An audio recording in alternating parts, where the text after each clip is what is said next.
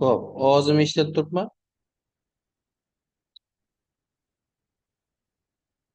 Prezentatsiya ko'rinib turibman. Avvaldami? Mhm. Xo'p, yaxshi. Bo'lmasa davom qildiramiz yana. Demak, bu yerda mana shu o'tkazgichda mana tok oqayotgan bo'lsa, tok kuchi oqayotgan bo'lsa, demak buni atrofida aylanma ravishda magnit maydoni hosil bo'ladi. Aylanma ravishda magnit maydoni hosil bo'ladi. Mana shunday aylanma ravishda atrofida hamma joyida bo'ladi. Magnit maydoni hosil bo'ladi. Endi mana shu aylana halqa ko'rinishida magnit maydon hosil bo'ladi. Simdan tok oqib o'tayotganda mana shu halqani demak radiusi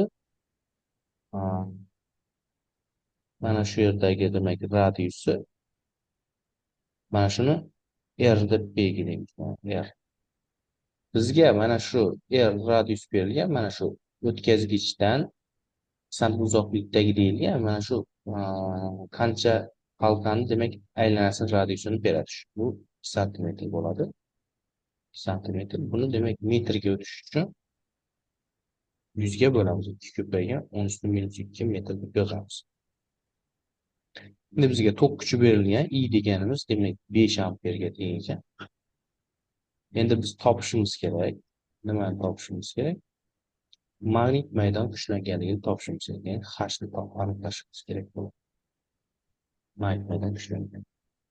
Endi bu magnit maydon kuchlanganligi mana cheksiz uzun o'tkazgichning magnit maydon kuchlanganligi H deganimiz bizda I taqsim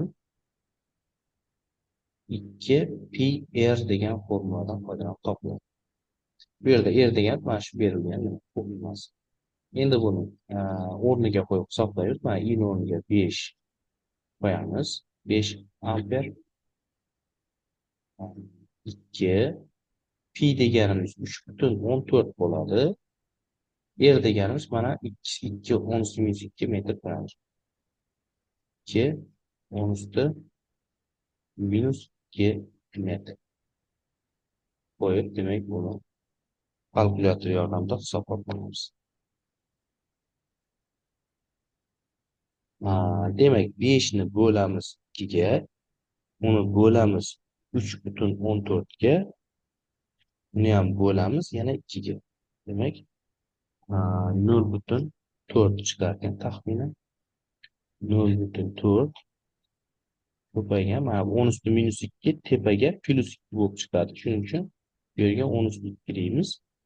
Va mana buni 2 ga tekshirsak 40 demak amper taqsim metr kelib chiqadi. Mana tepada amper qolib ketdi, pastdan metr, shuning uchun amper taqsim metr bo'ladi. Bu demak magnit maydon kuchlanganligi deb aytiladi. Mana shu 5 amper tok o'tayotgan o'tkazgichdan 2 santimetr uzoqlikdagi magnitning kuchini bildiradi. Qanchaga teng ekanligini. Bu 40 amper taqsim metrga teng ekan. Tushunarlimi masalan?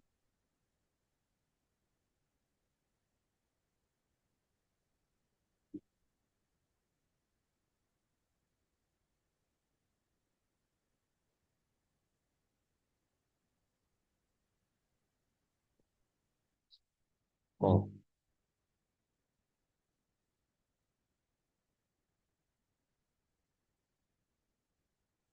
To'xtaboy va Gulxan masalani tushundingizmi?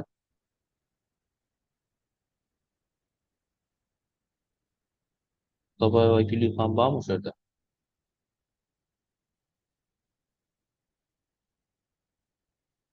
Assalomu kimdan lava bormi? Va alaykum assalom. To'xtaboy va Gulxan masalani tushundingizmi inshaalloh ishlashni? Tushundim o'xshaydi. Ishlab Ha. ko'rsam bilamaydi. Shu yerda O'zim mustaqil. I deganimiz nima ekan? Bildingizmi? I deganimiz. I bilan belgiladik buni. I 5 5 A deb yozib qo'yibmiz. I teng 5 A. Shu deganda u degan shu I degan. Tok o'tkazgich e, tok o'tayotgan cheksizlik uzunligimi? Yo'q. I deganimiz bu tok kuchi. Ha, Tok kuchi deyiladi. Tok Tamam, amper. deganimiz amper. Bu tok kuchini birligi amper. Bu ingliz fizigini ismi amper. Bu olimni ismi. Shuning uchun katta harf bilan yoziladi. Amper. I degan tok kuchi. Deganimiz nima ekan? Gulixon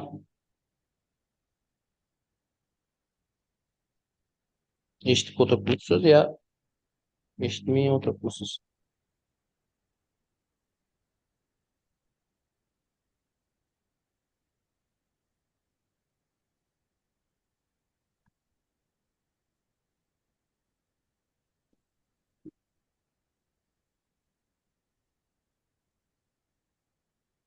O'rtaboyeva, ovozingiz eshitilmay qoldi.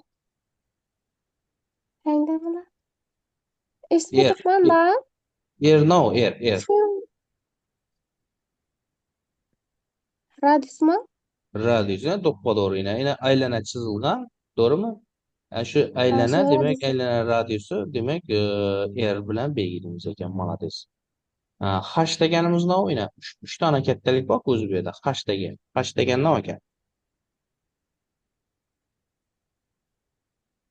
Maydonning kuchlanishimi? Nimadi? Kuchlanganligi.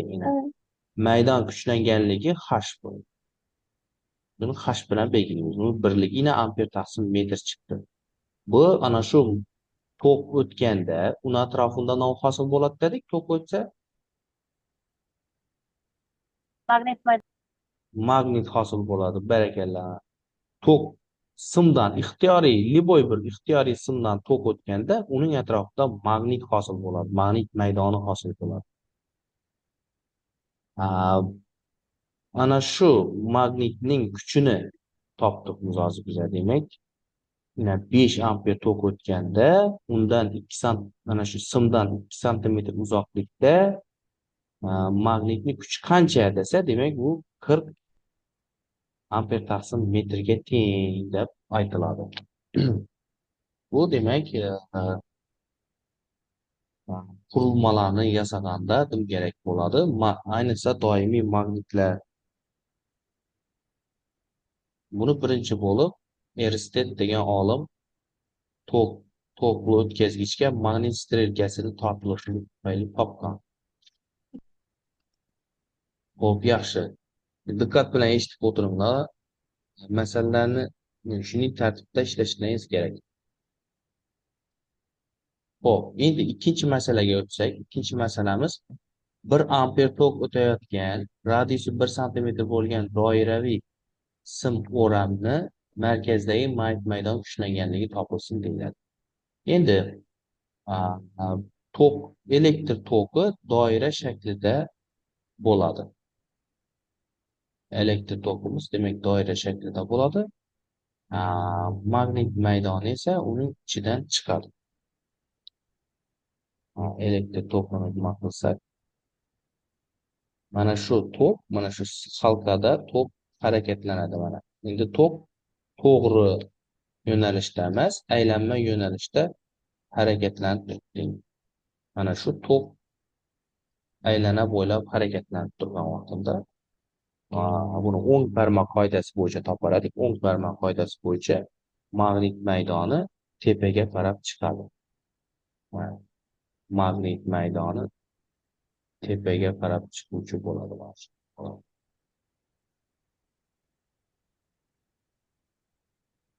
Pastdan yuqoriga qarab chiqadi. Halqaning ichidan yuqoriga qarab, demak, magnit maydoni otilib chiqadi. Ya'ni bu ham magnitga aylanadi degan.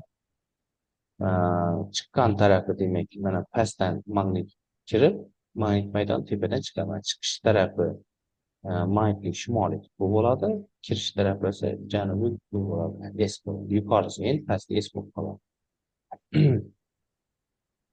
Endi buni demak biz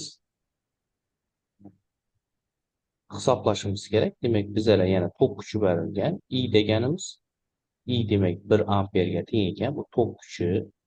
Keyin mana shu halqani radiusi berilgan. R bu 1 santimetr ekan. 1 santimetrni buni metrga o'tsak, 1 ko'paygan 10 üstü minus 2 metr deb olamiz.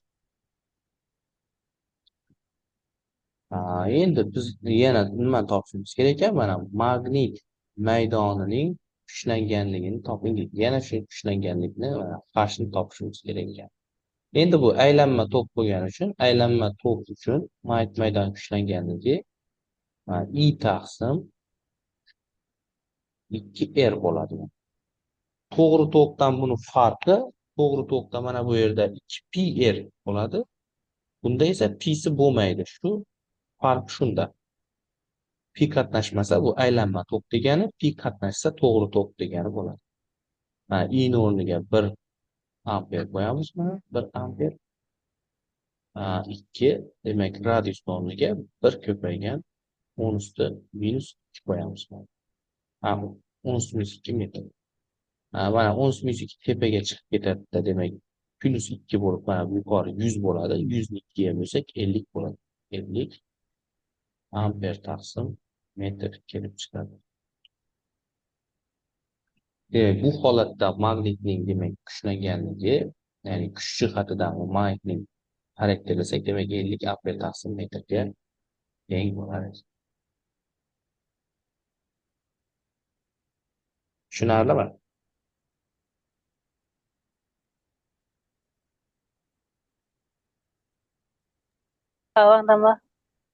Xo'p. Tushunarli bo'lsa, endi keyingi masalaga o'tamiz.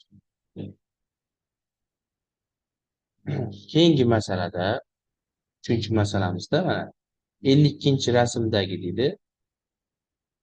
To'pni cheksiz uzunlikdagi ikkita to'g'ri o'tkazishning kesimi tasvirlangan. O'tkazgichlar A bu oralig'i demak 10 santimetr. Mana A'dan B'gacha bo'lgan masofa mana rasmdan ko'rib turibsizlar.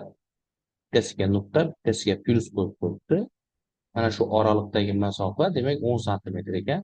Mana I1 tok 20 amper ekan. Mana I1 tok mana bu yerda A nuqtadan I1 tok oqmoqda. I2 tokimiz 30 amper ekan. Bu nuqtadan mana 30 amper tok oqyapti. Endi M1A deganimiz mana M1dan A nuqtagacha bo'lgan masofa mana M1dan A nuqtagacha bo'lgan masofa 2 santimetr. M2dan A nuqtagacha bo'lgan masofa 4 santimetr ekan. Endi B'dan M3 gacha mana B'dan M3 gacha bo'lgan masofa 3 santimetrga teng. Endi aytyapti, I1 va I2 toklarning M1 va M2 va M3 nuqtalarida hosil qilgan magnit maydon kuchlanganligi topilsin deyapti. Endi buni demak tushunib olish uchun mana bu toklarning demak yo'nalishini bilib olishimiz kerak. Mana nuqta bilan berilgan tokning yo'nalishi, bu degani elektr toki mana shu doska tekisligidan biz tomonga qarab harakatlanib kelyapti degan. Ya'ni nuqta biz tomonga qarab kelyapti. Plus bo'lsa bizdan doska tekisiga qarab tok oqyapti degan ma'noni bildiradi. Nuqta bo'lsa bizga tok doskadan bizga chiqib kelyapti tok. Mana plus bo'lsa bizdan doskaga qarab tok kirib ketyapti. Tik mana 90 gradusda kirib ketyapti. Ana shuni bildiradi. Buni tasavvur qilish uchun mana kamondan otilgan o'qni tasavvur qilsak yetarli. Mana kamondan o'q uzsak, biz misol uchun kim nishonga qarab kamondan o'q otsak, kamonning orqa qismi plus bo'lib bizdan uzoqlashib ketadi. Bu degani plus, ya'ni bizdan ketyapti. Agar kimdir bizga qarab kamondan o'q otsa, u bizga xuddiki nuqtaday bo'lib keladi. Ana shu yo'nalishni ifodalashda, mana tekislikda yo'nalish ifodalashda shu usuldan foydalanamiz. Endi biz M1 nuqtadagini topishimiz kerak. M1 nuqta, M2 va M3 nuqtani topishib, bittasini topib ko'rsatamiz. Misol uchun mana M2 nuqtani topamiz. Buning uchun mana shu nimaga aylana halqalarni chizib olishimiz kerak bo'ladi. M2 bilan tutashtirib, mana shu halqalarni chizib olishimiz kerak.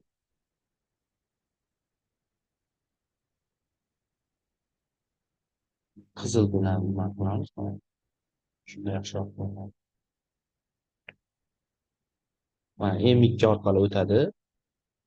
Bu I1ni, demak M2dagi magnit maydonni ta'sir chizig'i. Endi xuddi shu M2ga I2ning ham ta'siri bo'ladi. Buni endi halqasini kattaroq qilib chizamiz. Mana I2ni nima qilish kerak? Qamrab olish kerak. Mana o'rtasi 2 da bo'lishi kerak, lekin bu mana bu M2ga ham tegishi kerak. Kattaroq bo'ladi.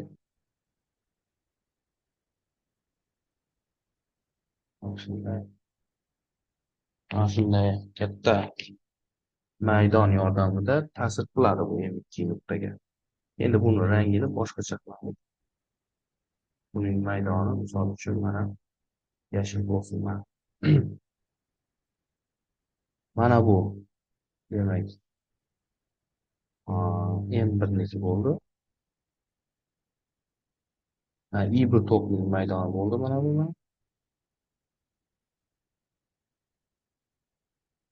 Mana bu esa yashil esa I2 to'pniki bo'ldi. Mana shunday katta bo'ldi. Demak, I2 uzoqda M2 nuqtadan uzoqda bo'lgani uchun u kattaroq aylana bilan nima qildik? Endi mana nima qilamiz? Mana bu nuqta bizga nuqta bo'lsa, u demak nuqta bo'lib to'p bizga qarab kelayotgan bo'lsa, uni atrofidagi maydon soat strelkasiga qarama-qarshi yo'nalishda oqadi. Mana shunday soat strelkasiga qarama-qarshi buni o'ng parma qoidasidan topamiz. Mana soat strelkasiga qarama-qarshi yo'nalishda oqadi to'q. Mana bu I1 to'q. Mana I1 to'q, kechirasizlar, I1 to'q debman. H1 nima? Magnit maydonni H1 mana shu aylanma ko'rinishda bo'ladi. Chunki bu to'g'ri to'qniki aylanma ko'rinishda bo'ladi. Endi mana bu I2 niki esa I2 plus bo'lgani uchun u soat strelkasi bo'yicha oqadi. Yashil bilan nima qilgandik? Soat strelkasi bo'yicha aylanadi magnit maydon. Mana shunday soat strelkasi bo'yicha aylanadi. Bu aylanib turgani H2 bo'ladi. Endi mana shu aylanish yo'nalishida, aylanish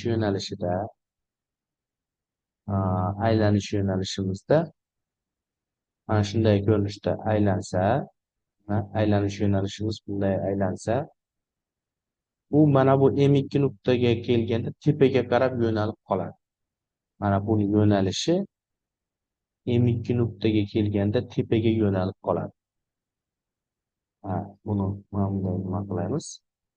M2 nuqtaga kelganda tepaga qarab yo'naladi. Demak, bu yashil bo'ladi.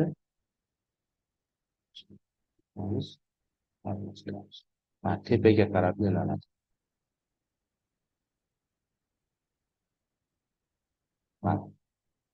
Mana shu demak tepaga qarab mana H2 bo'ladi. Mana bu qizil bilan nima belgilaganimiz ham mana soat strelkasiga qarama-qarshi aylanyapti. U demak u ham M2 nuqtaga kelganda u ham tepaga qarab yo'nalib qoladi. Mana bu. Mana H2lar tomonidan ishlayotgan. Asloqqa joylashtiramiz.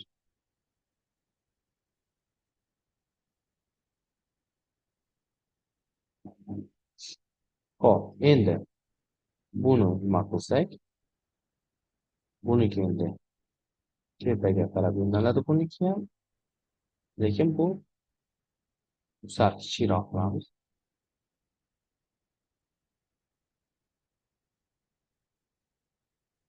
Bu qizilniki. Qizilniki mana bu qizilniki ham tepaga yo'nalgan bo'ladi.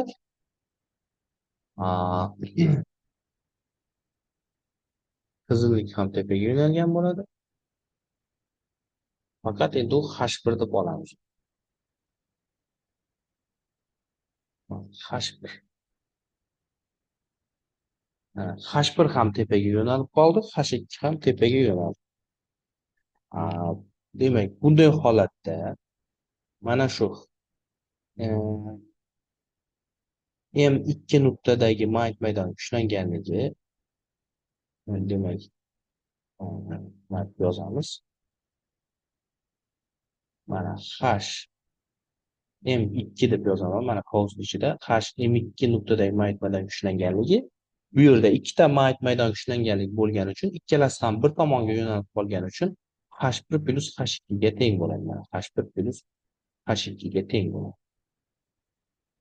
Endi H1 deganimiz bu mana bu qizil I1 tokning hosil qilgan maydon ushlanganligi, bu I1 bo'lingan 2pi R1 bo'ladi. Mana R1 plus H2 deganimiz bu mana bu I2 tokning hosil qilgan maydon ushlanganligi bo'lgani uchun buni I2 bo'lingan 2pi R2 deb yozamiz. Mana R2. Mana R2 mana bu aylanani radiuslari. Endi bizga aylanani radiuslarini topish uchun mana A M2 nuqtani masofasi berilgan. Mana aylanani radiusi, mana bu qizil aylananing radiusi A dan M2 gacha bo'lgan masofa. Mana ko'rinib turibdi chizmada. M2 dan A gacha bo'lgan masofa 4 sm deb berib qo'yibdi. Demak, shunda bizda bemalol yoza olamiz. R1 deganimiz 4 sm ga teng ekan. Bu degani demak 4 ko'paygan 10 usti minus 2 metr degan. Endi R2 masofa esa mana bu nuqtadan M2 nuqtagacha bo'lgan masofa, mana halqani radiusi ko'rinib turibdi. Bu M2 degan nimamiz? B dan M2 gacha bo'lgan oralig'imizni topish uchun nima qilishimiz kerak? Bizda B M3 berilgan ekan va hammasini qo'shsak, xullas 10 bo'lishi kerak. Mana A nuqtadan B nuqtagacha, yo'q, A nuqtadan B nuqtagacha o'zi 10 ekan. Bizga nima berilgan edi? Mana A dan M2 gacha berilgan edi 4 sm. Demak, R2 ni topish uchun biz nima qilishimiz kerak? AB masofadan ayirishimiz kerak. Demak, A M2 ni ayirishimiz kerak. Mana A M2 ni ayirishimiz kerak. Mana shu masofani ayirib tashlasak, mana bu joyi kelib chiqadi. A bu o'zi 10 edi, undan ayiramiz 4 ni, demak 6 sm kelib chiqadi. Bu ham 6 ko'paygan 10 usti minus 2 bo'ladi. Mana I1imiz 20 amper, I2 30 amper deb berilgan. Demak, o'rniga qo'ysak, H M2 nuqtadagi maydon kuchlanganligi kelib chiqadi. I1 o'rniga demak 20 qo'yamiz. 20 amper bo'lingan 2, pi o'rniga 3.14 qo'yamiz. Ko'paygan R1 deganimiz demak bizda 4 10 usti minus 2 metr plus 2 deganimiz bizda 30 amper bo'lingan yana shu 2 ko'paygan 3.14 ko'paygan R2 demak 6 10 usti minus 2 metrga teng. Endi buni kalkulyatorda yordamida hisoblasak qancha bo'ladi? Mana birinchi kasrni hisoblaymiz. 20 ni bo'lamiz 2 ga, uni bo'lamiz 3.14 ga, uni ham bo'lamiz 4 ga. Mana ko'paytiramiz 100 ga. 76, 79 u 6 bo'lar ekan. Birinchi kasrimiz 79 u 6 amper taqsim metr bo'ladi. Plus endi ikkinchi kasrni hisoblaymiz. kechgasi. Demak, 30 ni bo'lamiz 2ga, bo'lamiz 3,14 ga, bo'lamiz 6ga. Ko'paytiramiz 100 ga. Mana bu ham aniq 79,6 chiqargan. 79,6 amper taqsim etdi.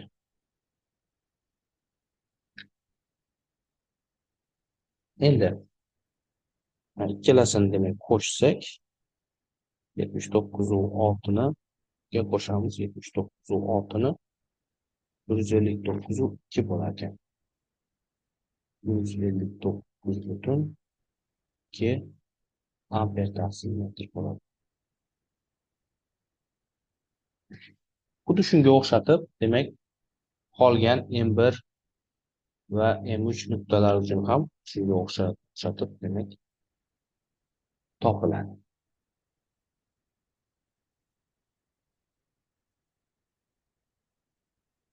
Esda qo'yishimiz kerak, mana nuqta bo'lsa,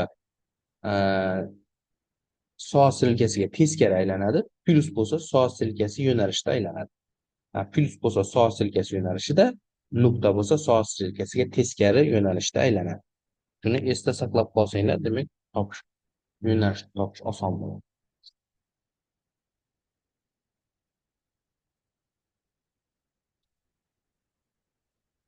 Tushunarlimi? Masala.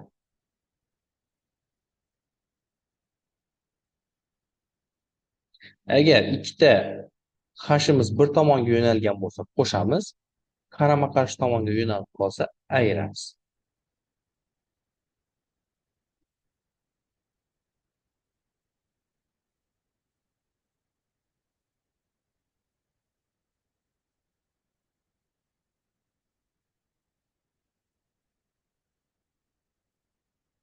Hop.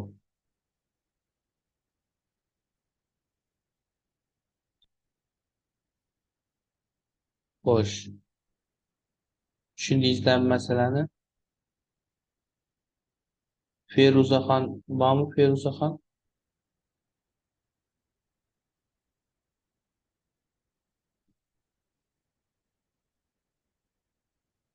Feruzaxon, tushundingizmi masalani?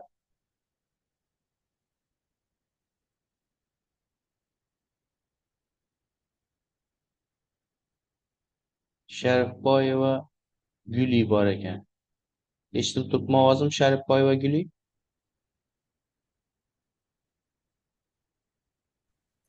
Assalomu alaykum Assalomu alaykum domla.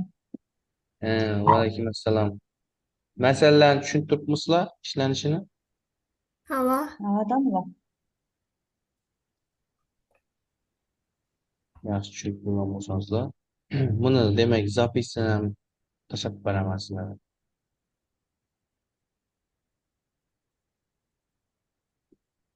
Xo'p. Bu masalalarni tushungan bo'lsangiz, endi tebranishlar degan nimaga o'tamiz? Tebranishlar qismidan 12-bo'limda. Xo'p, demak 12:1 aytadi, agar 1 minutda 150 tebranish bo'lib, tebranishlarning boshlang'ich fazasi 45 gradusga teng va amplitudasi 5 santimetr bo'lgan galon tebranma harakati tenglamasini yozing deyilgan. Xo'p, demak bizda nimalar berilgan? Vaqt berilgan, t 1 minut degan berilgan, 1 minut, buni sekundga o'tib olish uchun 60 sekund deymiz. 1 minut 60 sekund bo'ladi. Keyin tebranishlar soni berilgan. Endi tebranishlar soni 150 ga teng. Mana 150 ta tebranish bo'lgan. Boshlang'ich fazasini phi 0 deb belgilaymiz. Phi 0 demak 45 gradus. 45 gradus deganda buni pi taqsim 4 deb yozsak ham bo'ladi. Mana pi taqsim 4. Amplitudasini mana A harfi bilan belgilaymiz. Bu 5 santimetr. 5 santimetrga teng. Bu degani 5 ko'paygan 10 darajasi minus 2 metr degani, yoki bo'lmasa 0,05 metr degan ma'no beradi.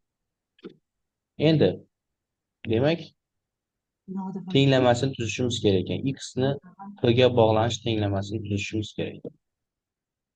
Endi x ni t ga bog'lanish tenglamasi, x ni tenglama ko'rinishi qanday edi? X tenglama ko'rinishi a ko'paytirilgan sinus omega t plus phi nolga teng edi. Mana uning ko'rinishi shunday bo'ladi.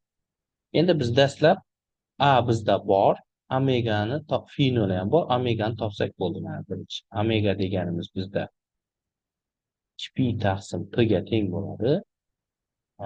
2pi taqsim t deganimiz demak t taqsim n ga teng bo'ladi. Bu tebranish davri. Bu o'tgan semestrda ham o'tganmiz. Tebranish davri n tepaga chiqib ketib, mana 2pi n taqsim t ga teng bo'ladi. Endi shundan demak omegani hisoblasak, demak omega deganimiz 2pi, pi o'rniga qo'ymaymiz. N demak 150 bo'lingan demak 60 bo'ladi. Demak, mana 0 dan bittasi qisqartirib, 3 ga ham qisqartirib yuborsam, mana tepasida 5 qoladi, pastda 2 qoladi. Mana 2 bilan qisqarib ketadi-da, mana 5 pi kelib chiqadi mana. 5 pi bo'ladi. Omegamiz 5 piga teng ekan, endi tenglamani o'rniga qo'yib tuzib qo'yaveramiz. Mana x t teng bo'ladi. A ni o'rniga demak 0,05 qo'yaman. 0,05 ko'paygan sinus joyida turadi. Sinus omegani o'rniga 5 pi qo'yaman. 5 pi 5 pi t bo'ladi. Plus phi nolni o'rniga pi taqsim 4 qo'yamiz. Mana shunday ko'rinishda tenglama demak tuziladi. Bu yerda muammo va joyi yo'q. Mana shu tenglamani tuzsak bo'ldi.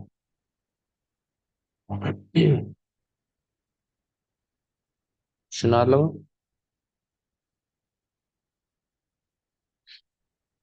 Sodda masala. Xo'p, endi bu o'zi tebranish va to'lqinlar unchalik qiyin emas. Uni hisoblash ham qiyin bo'lmaydi. Endi akustika bo'limiga doir ma'lumot ko'rsak, akustika. Bu 13-mavzu. Bolkenstein kitobida.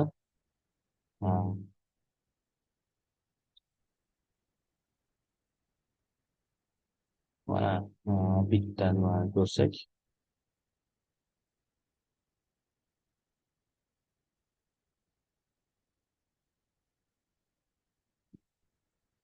Mana shunday masala berilgan. 13-masala. Tovushning po'latdagi tarqalish tezligini toping deydi. Xo'p, demak,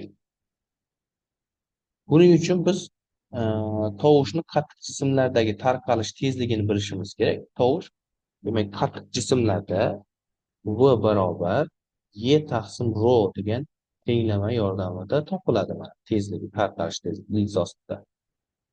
Mana bu demak tovushning qattiq jismlardan, misol qattiq jismlar nima? Po'lat, temir, alyumin va hokazo, yog'och, shularda demak tovush qanday tezlikda tarqaladi? Demak, buni topish uchun v teng x ostida e taqsim rho formula ishlatamiz. Endi biz bilishimiz kerak, mana po'latning yung moduli e nechaga teng ekanligini. Po'latning yung moduli demak 2,1 10⁻11 paskalga teng bo'ladi mana. Po'latning yung moduli. Po'latning zichligi esa 7800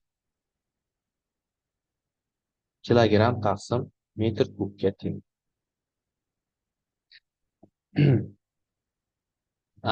Yung moduli va zichliklari bular jadval kattalik, jadvallarda berilgan bo'ladi. Buni internetdan yoki sun'iy intellektdan qidirsangizlar ham bemalol sizlarga yozib beradi qanchaga teng ekanligini. Va endi shuni o'rniga qo'yib hisoblab ko'ramiz. Mana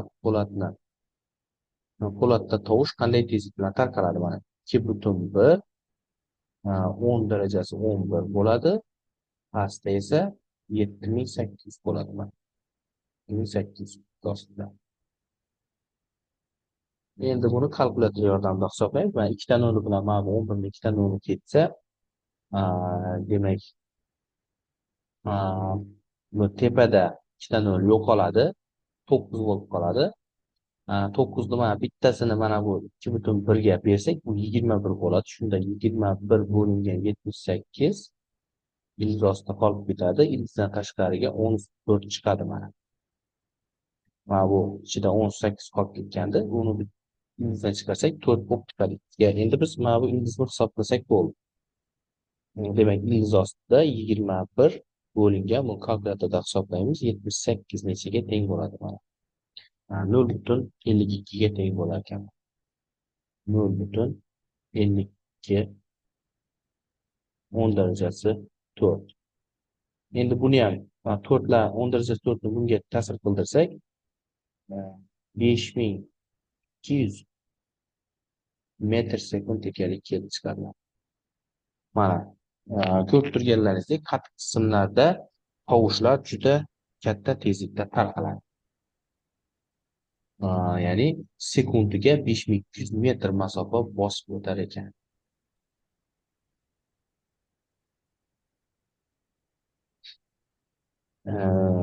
Ya'ni zich bo'lgani uchun, zichligi katta po'latni, shuning uchun uning ichida juda katta tezlikda tarqaladi.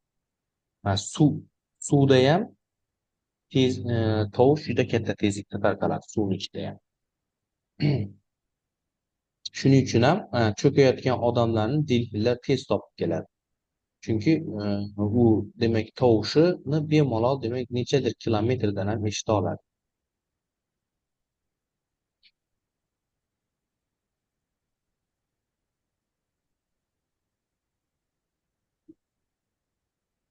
Xo'p, yaxshi. Bugungi demak sizlarga o'tmoqchi bo'lgan demak mavzu va masalalar shundan iborat edi.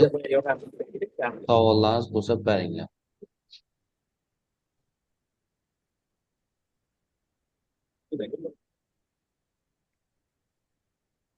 Ammo savollar yo'q o'xshaydi menimcha. Savollar bo'lmasa, mana shu moduldagi demak shu kursga kiramiz.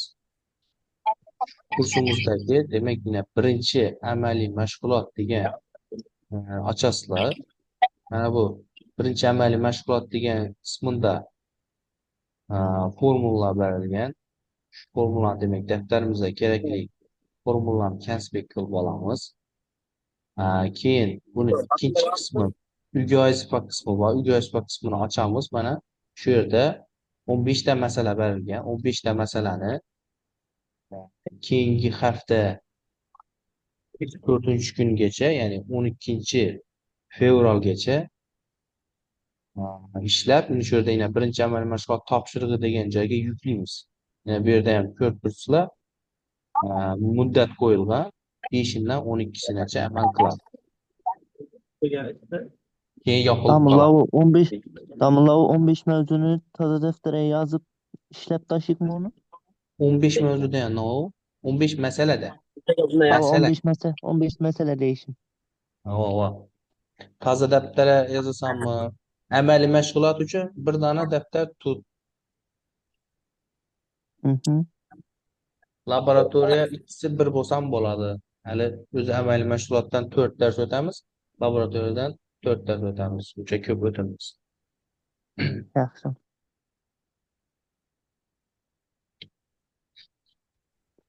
Amaliy mashg'ulotdan 4 dona, laboratoriyadan 4 dona. Shu ikkisini bir daftar, keyin ma'ruzaga bir daftar solsa 2 daftar. Kattaroq, qalinroq daftar bo'lsa, hammasi bir silda tursam bo'ladi. Yaxshi, rahmat Damla. Shuni demak ishlaganlaringizni rasmini olib, shu yerga joylaysizlar. Yaxshi, rahmat. Qo'lda ishlaysizlar, qo'lda, kompyuterda, unda sun'iy intellektda ishlaganlaringiz bo'lmaydi. Yaxshi, Damla.